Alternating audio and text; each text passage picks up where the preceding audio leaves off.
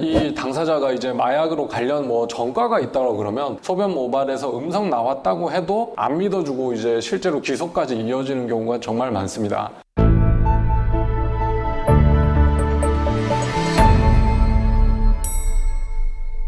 안녕하십니까 여러분. 여러분의 인생을 지켜드리는 인생 변호사 검사 출신 배한진 변호사입니다.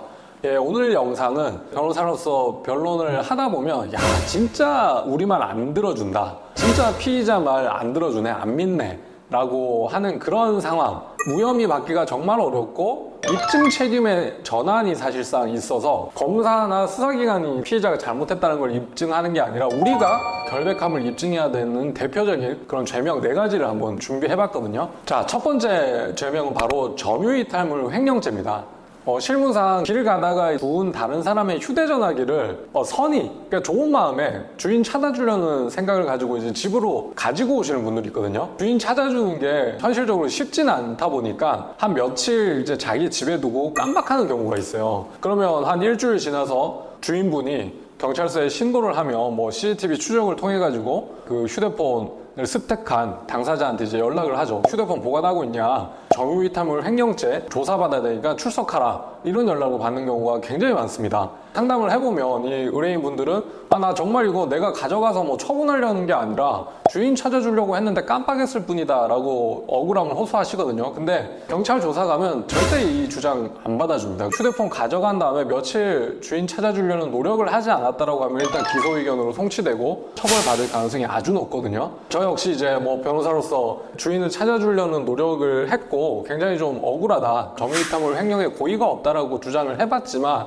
정말로 받아들여지지 않았습니다. 그렇기 때문에 이런 경우에는 사실 길에 떨어진 다른 사람의 물건을 선의로라도 가지고 오지 않는 게 더 현명하겠구나, 이런 생각이 들 정도로 굉장히 좀 변론하기 힘들었기 때문에 그 억울한 사항에 맞닥뜨리셨다라고 하면 내가 어떻게 이제 주인을 찾아주려는 노력을 했는지 그런 거에 대한 객관적 증거를 잘 이제 수집을 해야 되는 겁니다. 자, 두 번째 죄명은 바로 성매매입니다. 이것도 마찬가지로 성매매 업소에 출입한 흔적이 입증이 된다라고 하면 그 장소에 이제 성관계가 있지 않았다는 거를 수사관이 정말 믿어주지 않습니다. 그렇기 때문에 수사관 입장에서는 출입한 사실만 입증이 되면 거의 성관계한 사실까지 연결해서 이제 입증된다라고 이제 판단할 정도로 실제로 내가 성관계에 이르지 않았다라고 하면 그 억울함과 결백함을 스스로 이제 주장해야 되는 또 대표적인 죄명 중에 하나거든요. 그렇기 때문에 정말 이제 특별한 사정이 있어서 내가 출입한 사실은 있지만 성관계까지 하지 않았다라는 주장을 하려면 굉장히 많은 고민이 필요합니다. 그래서 대부분 이제 이런 주장을 하더라도 수사 단계에서는 일단은 법원에 이제 기소가 되는 경우가 대부분이고 재판 단계에서 무죄를 노려보는 그런 전략을 택하시는 게 더 좋을 수 있습니다. 자, 세 번째로는 이제 업무상 횡령죄인데요. 업무상 횡령으로 이제 고소하는 경우에 회사의 계좌 거래 내역을 봐서 비정상적인 거래 내역 추려가지고 보통 고소 고발을 많이 하게 되거든요. 대표적인 게 현금 인출이죠. 우리 회사의 어떤 업무 처리 시스템상 현금을 인출하는 경우가 많이 없는데 다에게 현금이 인출됐다라고 하면 일단 고발을 하는 거예요. 그러면 수사기관 입장에서는 정상적인 그런 업무 시스템상 현금 인출이 없으니까 이 현금 인출된 내역은 전부 다 이제 업무상 횡령 금액으로 특정하겠다라고 이제 조사 때 얘기를 하는 경우가 많은데, 그럼 반대로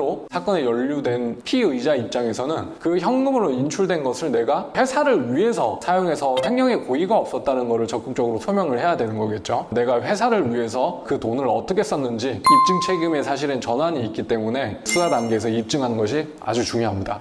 마지막으로 수사 단계에서 무혐의 입증이 어려운 죄명 중에 하나가 이제 마약류 관련 범행이거든요. 예를 들어서 내가 마약 판매사 계좌에 돈을 송금을 했다든지 아니면 같이 투약하거나 수수한 공범이 당사자에 대한 마약 범행을 제보를 했다든지 이런 경우에 이제 수사가 개시되는데, 송금한 내역이나 공범의 제보 진술이 있다라고 하면 당사자의 그런 무고함을 잘 믿어주지 않습니다. 그래서 이런 경우에는 사실 강제 수사까지 이어져서 소변 모발에 대한 압수수색이 진행이 되고 음성이 나온 경우가 일단은 그래도 말을 좀 들어줄 가능성이 높은데, 소변 모발에서 음성이 나왔다고 해도 안 믿어주는 경우가 정말 많습니다. 예를 들어서 구매까지 이루어졌고 아니면 마약 수수까지 이루어졌지만 투약을 안 하는 경우도 있을 수 있으니까요. 그리고 투약을 했지만 그 감정 가는 기간을 이제 벗어난 경우도 있기 때문에 소변 모발에서 음성 나왔다고 해도 안 믿어주고 이제 실제로 기소까지 이어지는 경우가 정말 많습니다. 이 당사자가 이제 마약으로 관련 뭐 전과가 있다고 그러면 더 이제 안 믿어줄 가능성이 높죠. 그렇기 때문에 이 마약 사건에서 입금 내역이나 공범의 진술과 같이 다른 증거가 있는 경우 무혐의를 주장하는 경우라면 좀 더 철저한 준비가 필요하겠습니다.